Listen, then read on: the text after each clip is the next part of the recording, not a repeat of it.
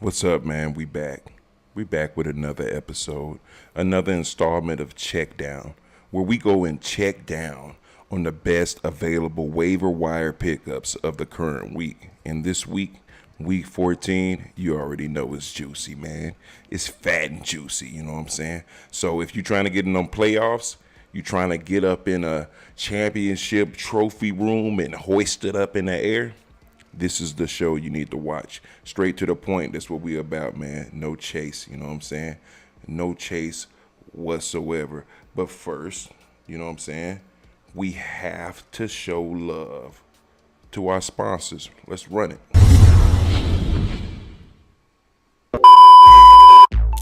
Football is money. Whether you're a diehard fan, fantasy manager, or just in it for the drama, we're here every week to bring you the action and analysis you crave. Plus, don't miss a beat. Follow Football is Money on all social platforms for extra updates and live game insights. Join the team, subscribe today, and let's make every game count on Football is Money. Yes, sir. Football is money, man. My partner in crime, you know what I'm saying? Sponsorships. You got to get a sponsorship if you do this, you know what I'm saying? Or they feel like you ain't really about it. But we legit over here, man. And we gonna get straight into it, man. Just like this. Let me disappear like right quick. There we go. Yeah, I always wanted to do that. So, first up, we're gonna go on our flight. And we're gonna go. This is one of my top waiver ads, you know, by the way. Adam Thielen, ladies and gentlemen. Adam Thielen. Don't sleep on him. I wouldn't sleep on him. I would never sleep on him. His 2024 regular season stats, 19 receptions, 265 yards, 2 touchdowns, tied for 79th place, and an average of 13.9 yards per reception. Very, very beautiful. Very beautiful. You can't deny that his production is well up there, you know what I mean, with the best of them. He's been out for quite some time, and we all know that. And that's sad, right? Like that's sad for us. But guess what? Bryce Young has come to play. He is emerging as one of the prime quarterbacks, I feel, rookie quarterbacks coming out of the draft of 2023, because this is his second year. Let's be honest, but let's read a little bit about my boy. You know what I'm saying? About my boy Adam Thielen. You know, because you got, you know, stats are good, but you want to know the scoop. You feel me?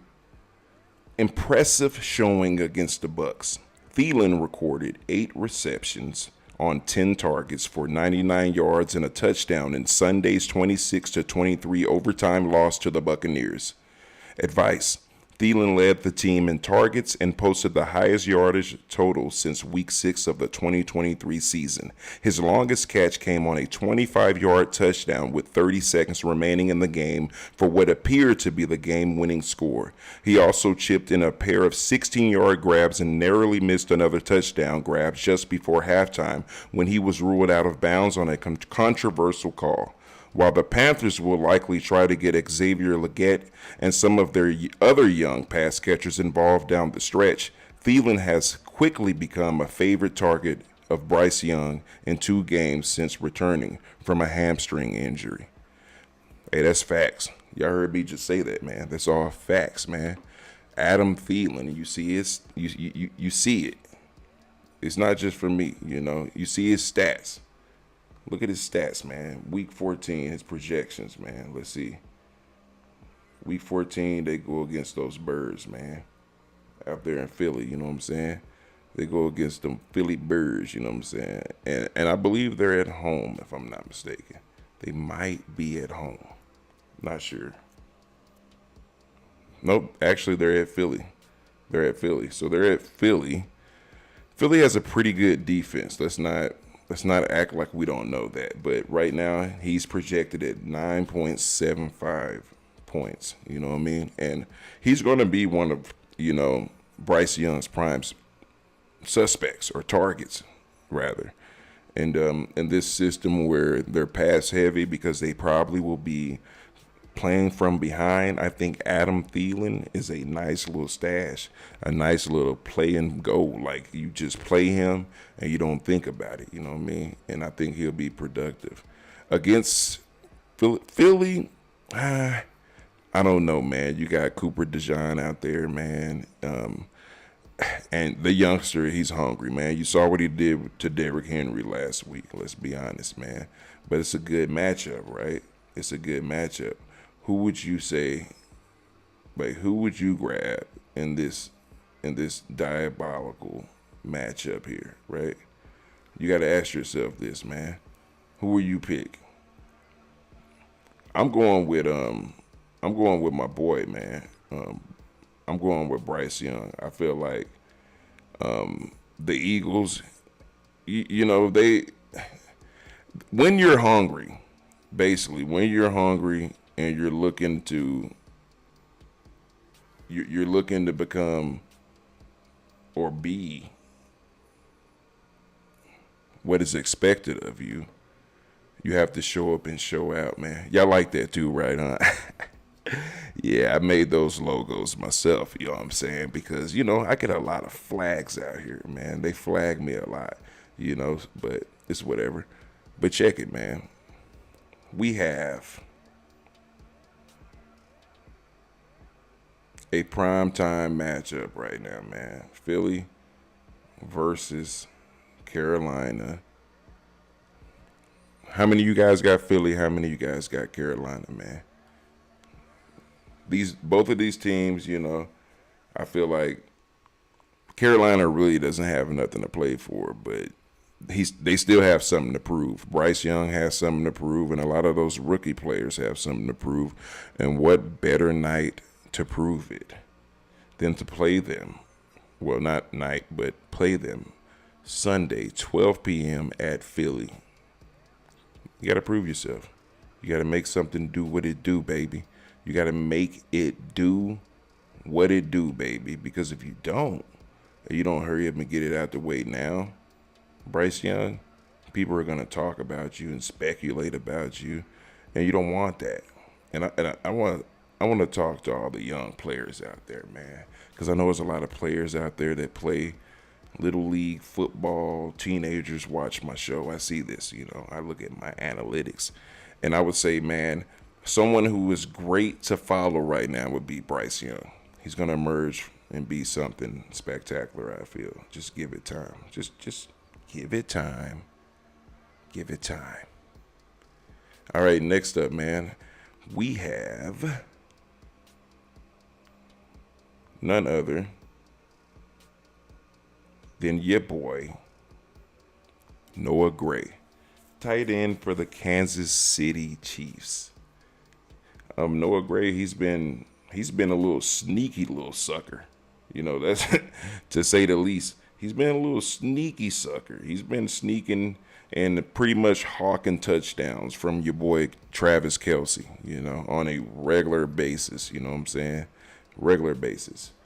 Gray finished Friday's 19-17 victory against Las Vegas with 4 catches on 6 targets for 58 yards. Though Gray couldn't get into the end zone after tallying 2 touchdowns in each of his previous 2 games, the fourth-year tight end still had a strong showing as he ranked 3rd on Kansas City in receiving yards. 2 of his receptions went for 20 yards, and Gray surpassed 50 yards overall for the 3rd time this season. It's become clear of late that Gray, 62% offensive snap share, and Travis Kelce, 90% offensive snap share, who logged 7 catches for 68 yards in the victory, can both be productive while sharing tight end duties for the Chiefs. Hey, I don't trust that.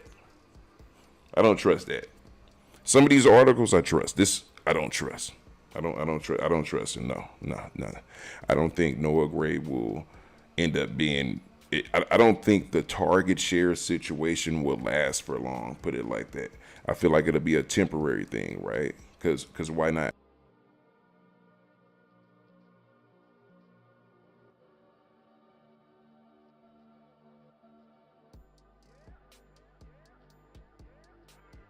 Sorry about that. Travis Kelce is still the man out there, man. But don't let me tell you. Let's look at the stats. You know what I'm saying? Let's look at the stats, sir. As you can see on his stat spread, you can see his fantasy stats right there as well. But we're gonna get real simple. All right. So receptions, 31, yards, 373, touchdowns, 4, average yards after a reception, 12 yards. Not bad. He's tied for 31st place for tight end touchdowns around the league. Not bad, not bad, not bad. But that's in a regular game. We want to look at fantasy projections here, right? Week 14, he's projected to get you 4 points. 4 points. Will he get more than 4 points? Yes, I believe he will get more than 4 points. Well, more than 4 points. They will be splitting back. They will be not the backfield, but they will be splitting shares, him and Travis Kelce. So you got to keep an eye on that. But in a nutshell, my guy is available in 18% of leagues. And right now he has 64 total fantasy points. Is he reliable for you? I don't know. But they face the Chargers, right?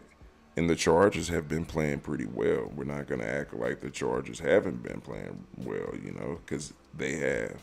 But they have some issues of their own. They're lacking a run game now, unfortunately. Like, seriously lacking a run game now. It's like on a level of epic proportions at this point. But they still have a chance, right? They still have a chance to get in the playoffs. They still have a chance to make some noise. They have a great organization. Y'all like that though, right? Be honest. You see the lightning bolt. You see, I made that. The NFL didn't make that. They can't do nothing about that. You heard? That's all me. I know how to get around it. Okay, anyway. The Kansas City Chiefs versus the Chargers. I think I got the Chargers. Because Kansas City, let's be real, they're not, as icy as they used to be. They're pretty low caliber right now, but that's a whole nother story. But Noah Gray, tight end for the Kansas City Chiefs.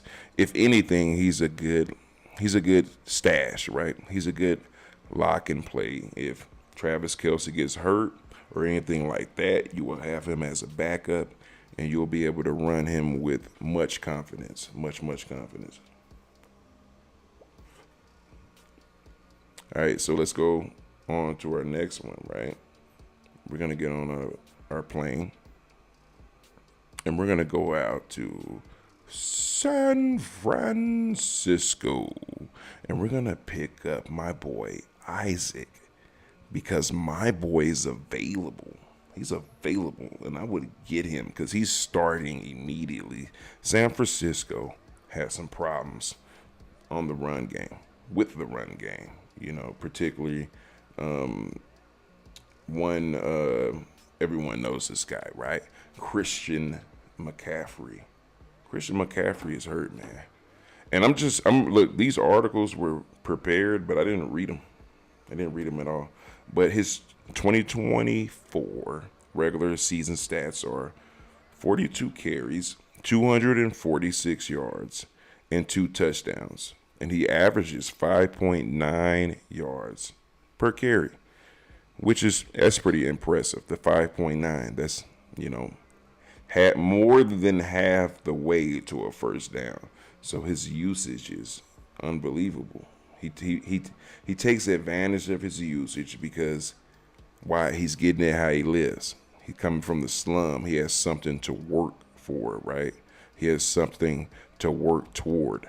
You got to understand that, right?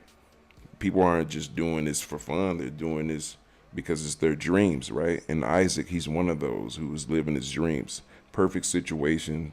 The backup and the starting running back is hurt. So up you go, my boy. Garindo is expected to take over as the 49ers lead back for the remainder of the regular season after head coach Kyle Shanahan said Monday that both Christian McCaffrey, knee, and Jordan Mason, ankle, are on track to be placed on injured reserves this week, Nick Wagner of ESPN reports. Shanahan noted that McCaffrey is facing a 6-week recovery from the PCL sprain he sustained in Sunday's loss to the Bills, while Mason is dealing with a high ankle sprain that will keep him out through Week 17 and quite likely the January 5 regular season finale in Arizona. That's tough. That's really tough.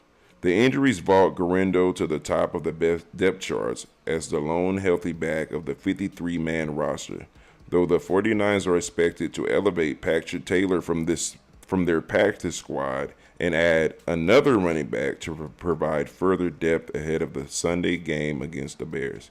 A rookie fourth-round pick out of Louisville, Guerrero, has seen limited action this season but has averaged a strong 5.9 yards per carry while scoring 2 touchdowns on his 42 totes and adding 5 catches for 19 yards on 6 targets. Garindo is a size-speed specimen at 6 foot and 221 pounds who recorded a 4.33-second 40-yard dash time at the NFL Scouting Combine.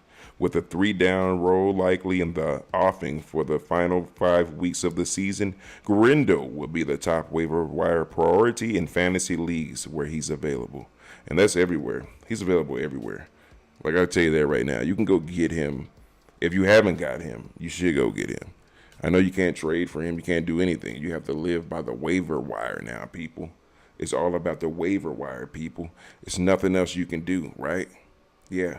So Isaac should be one of your prime targets, I would say. And would I start him? Nah, I wouldn't start him. Not at all. You would have to have a better option, but you need to store him. You need to sit him on the shelf because you might need him if and when you get to the playoffs.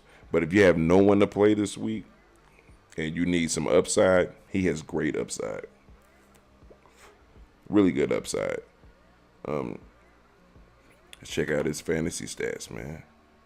His fantasy stats okay. He showed up. He showed up when he needed to show up, you know what I'm saying? And that's what's important.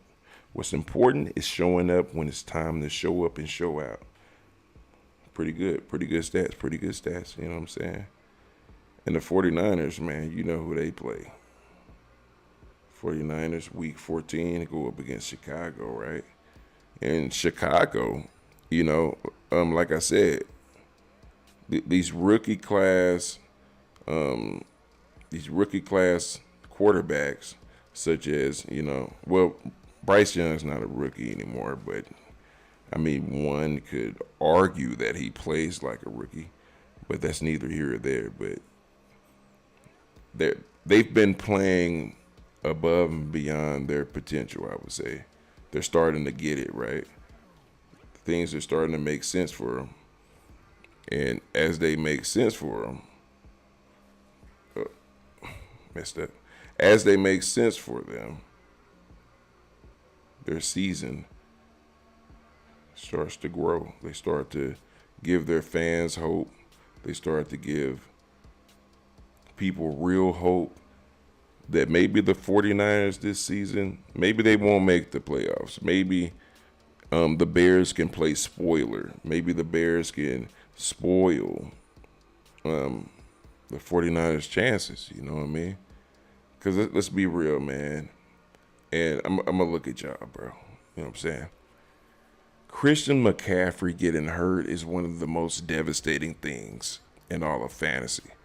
Because you got to think about it. The people who had the first round waiver pick, not waiver, but the first round draft pick, they probably picked up Christian McCaffrey. Was it a trap? And shouldn't you have not done it? Sure. But you got to have contingency plan for this guy because he is known to get hurt. Last year was one of those years where it's like, wow, he's actually playing throughout the whole season. And he's probably banged and bruised up. But his year, he went so hard, I feel, last season that his body got so much wear and tear because they ran him so much. They just ran him and ran him and ran him.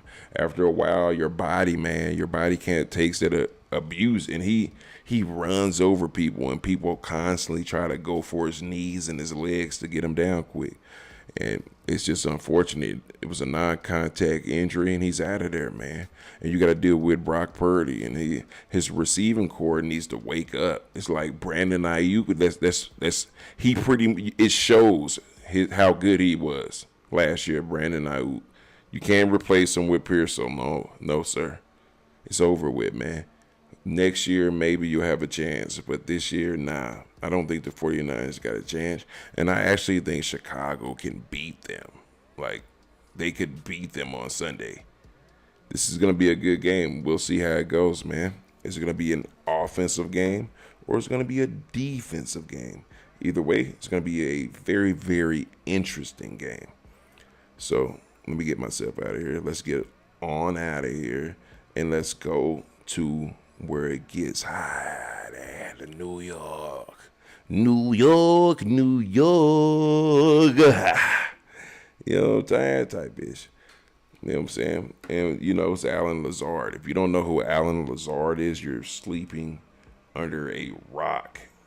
Like a rock. And I don't know what to tell you. But he's been on injured reserve, and he's one of Aaron Rodgers' prime, like, target, bro.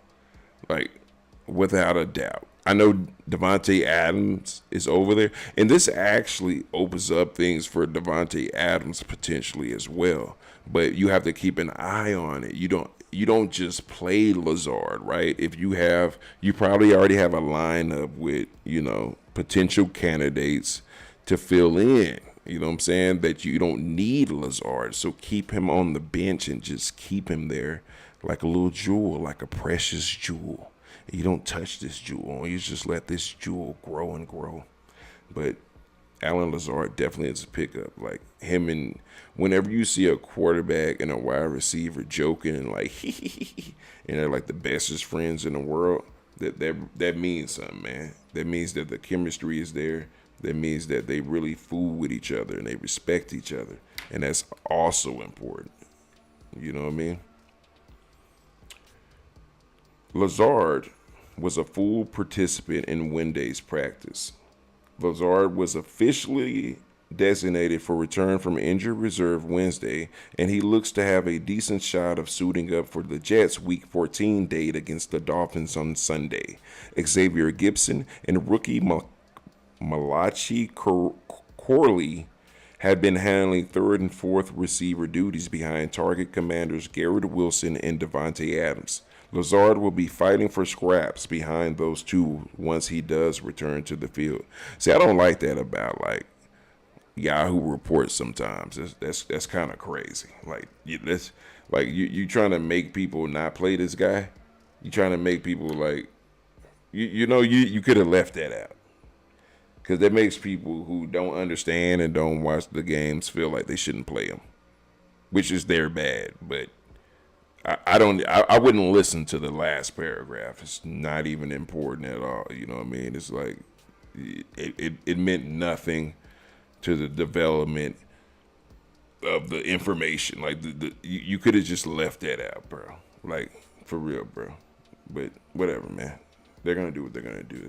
That's what happens. You know, but Alan Lazard, as you see, goes up against Miami. His fantasy stats before he got injured, they're all right. They're mediocre. He has 2 20-point games, 2 12-point games, couple single-digit, a few single-digit games. But you got to understand, these people are going to play spoilers. You messed up our season. You gave us these L's. We're going to give you L's. So they're going to play. I think everybody's going to play hard at the end of this season because people have to prove things not only to themselves, but to the fans and to their teammates. You know what I'm saying? Because it's important in football when you have heart. You don't leave out with no heart, man. You got to keep your heart beat. Your heartbeat it's what keeps you rocking and what keeps you rolling. And people shouldn't ever forgive that. Don't forget that, man. Keep your heartbeat. Is there a heart in the house tonight? Stand up. Type ish, you know what I'm saying? But yeah, man, these my logos. I made it, you know what I'm saying? No copyright infringements here because your boy made it. But you know, we got the New York Jets versus Miami. Miami, they have problems, man. I'm not gonna lie. When it gets cold, they get weak, they get sorry, they get questionable. You wonder, like, what are you doing with yourself, right? What are you doing? What are we doing here, right? What are we doing here, Tua? Tua needs to go somewhere like very, very cold, and he needs to just throw footballs all day at targets, at whatever, just to get himself in that groove. You know what I'm saying? Real talk, man. So, okay, what did we learn here today, kiddos? We learned that you need to get on that waiver wire, and you need to get Lazard. And let's go over his stats because we missed that, all right?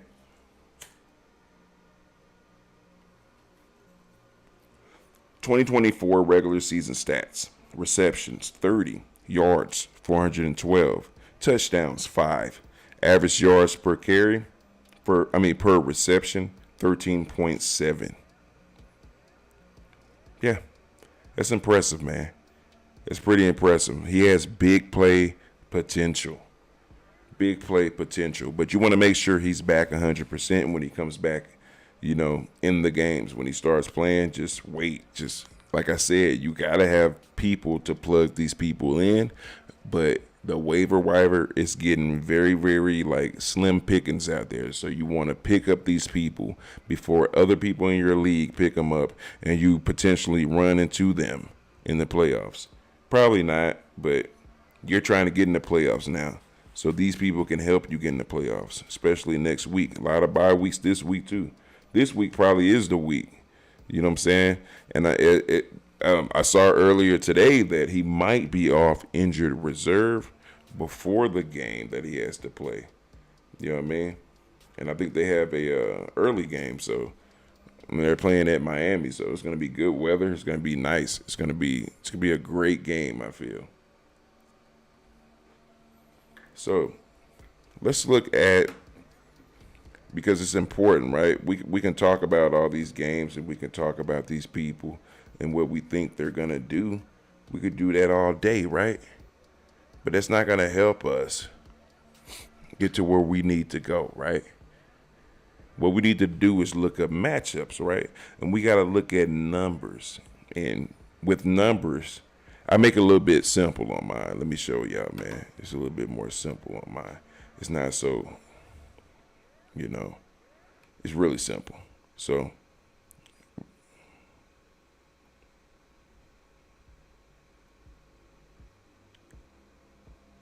we're going to start with the division leaders, right? We got the division leaders here. We got the Kansas City Chiefs, the Bills, Pittsburgh Steelers, and Texans.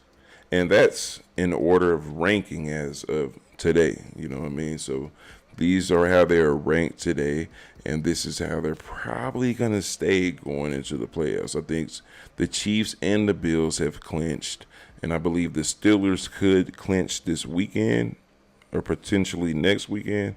And the Texans in their division, I think they're far, far ahead of the curve. Let's take a look at the wild card picks as well. Wild card picks, we have the Chargers, the Baltimore Ravens at number 6, the Broncos at number 7, and the Colts at number 8, and Miami at number 9. But I feel like Miami's gonna push themselves out, unfortunately. I think they have a few more cold games, if I'm not mistaken. But if they have more home games than they do have cold games, I would play them. I would play their players. But you gotta, and what's his name? Smitty, the tight end, Smith. he's a perfect addition to your lineup, but I already went over him last week. You got to watch last week episode. So, yeah, I feel like he'll be a good check down player, especially if it's cold, because Tua can't play in the cold. Let's be honest. He just can't. So I think by week like 16, 17, I think they'll be like far below 13, 14. So we have at number 10, the Bengals. I feel sorry for the Bengals, man. They should be way far ahead. And then number 11, we have the Browns. And then number 12, we have the Jets. And then number 13, we have the Tennessee Titans. And yeah, these are all my logos I made. You know what I'm saying? Like, you know what I mean? Because I can't, apparently, a regular human like myself can't show his love for the NFL without, copyright infringements and stuff. But right here, it's all me. All generated by me, you heard? But these matchups are important, right? Whatever, especially the wild card races. All the players that are a part of the Chargers, like Herbert, I think Gus Edwards, Disley, Quentin Johnson, Palmer. These guys, you got to keep an eye on them because they're trying to get into the playoffs. So they're going to be playing hard. They're going to be trying to, do whatever they can to get in there. If they want to be in there. Usually when you start getting to these weeks and next week, that's when you see people like really step it up a notch. People start playing a little different, a little harder because they know what's at stake, and they've been playing this whole year, right? Knowing what's at stake now, getting up to this point. So people in the wild card race that have games, you have to pay attention to them. Like, definitely, man. Baltimore Ravens, I feel like they're gonna get in there. Bo Nix and the Broncos, man, that'd be a crazy story if he gets in the playoffs and wins the first round. It could happen, man. You got the Colts, man, like all of these players on these teams. Winston on the Browns, you already know whoever if somebody has the Bengals, you have some kind of offensive threat on there because Joe Burrow's been on fire, right? He's passing that thing like none other. And then you got your boy Aaron Rodgers with the Jets, man. Like, they gotta get a win before the season over, bro. That would be sad. But it's always next year, which it probably will be next year for them. But yeah, let's look at the playoff picture right now. Let's see what the playoff picture is. It's a playoff race right here. Now, this is, as of yesterday, this how it's looking, man. This how it's looking. We got the 5th spot, the Vikings. The 4th spot, the Falcons. The 6th spot, the Cheeseheads, the Packers versus the Seahawks. And then we got the leader of the NFC, which would be the Lions. And the Lions just won about 30 to 45 minutes ago. They just won. Field goal by Bates last minute. Literally the last second. I think it was like 2 seconds left on the clock. Then you have Washington versus the Eagles. Well, not versus, but Washington's in 7th. The Eagles are in 2nd. Then you have the Chiefs in 1st of the AFC. The Chargers in 5th. Then you have Houston in 4th. Then you have the Ravens at 6th. Steelers at 3rd.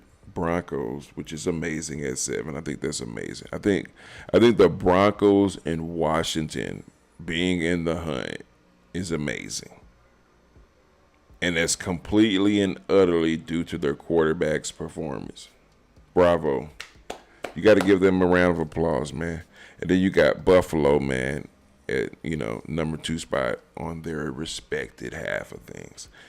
So that's the playoff picture right now. You have to remember these matchups and remember what's going on, man. And I'm going to show you all the matchups, and I'm going to tell you my picks for the matchups and go like that. So we got Dallas and Cincinnati. So Dallas and Cincinnati. I think this is going to be like a shootout that people never expected. That's what I think this is going to be. A shootout that people never expected. Yeah, sure, I'm a Dallas fan. Yeah, laugh, whatever. I'm a Dallas fan, so whatever, man. I feel like this is going to be a shootout. I feel like Cooper Rush is going to surprise a lot of people because the Cincinnati defense, let's be honest, is very, questionable. The Dallas defense is, starting to grow. It's getting up there. So I also feel like Cincinnati's going to struggle just a bit against the Dallas defense. I really do. I really don't think it's going to be like a breeze. They probably, you got to understand what do they want?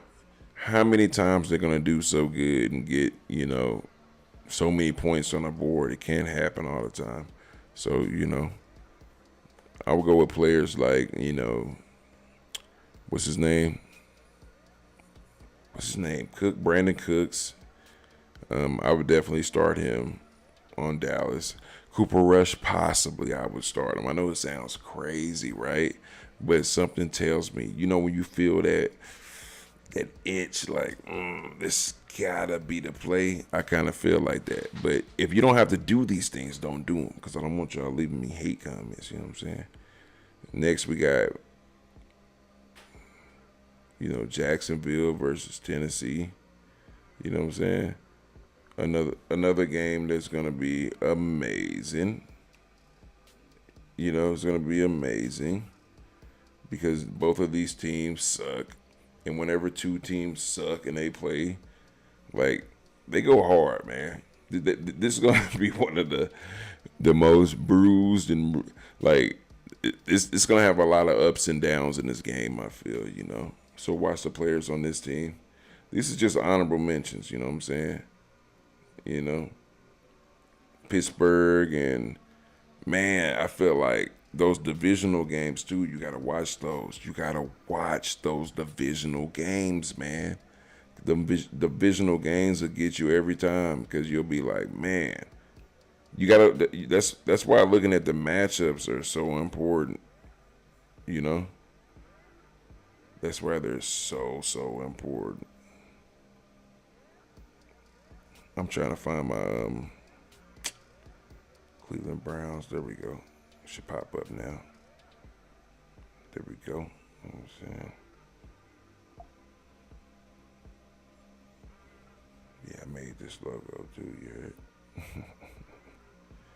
Anyway, Cleveland versus Pittsburgh. I feel like this divisional game is going to be a high-flying, high-scoring occasion, just like it was the last time. But I feel it's going to be a little bit more heightened because I think James Winston, I got to prove myself. I messed up last week.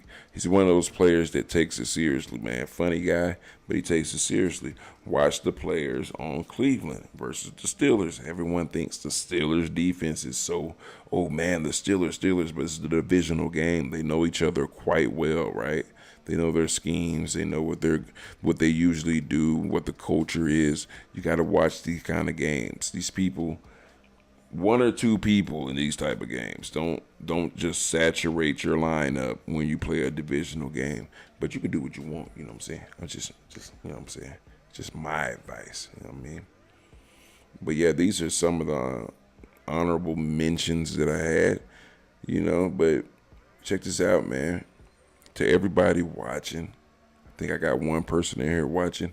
I really appreciate you. Really appreciate the love.